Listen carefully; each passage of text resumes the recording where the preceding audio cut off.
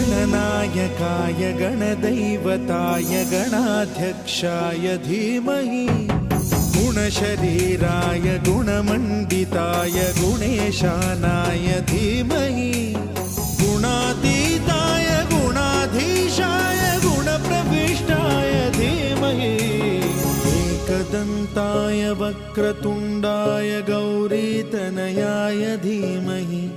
गजेशानाय भालचन्द्राय श्रीगणेशाय धीमहि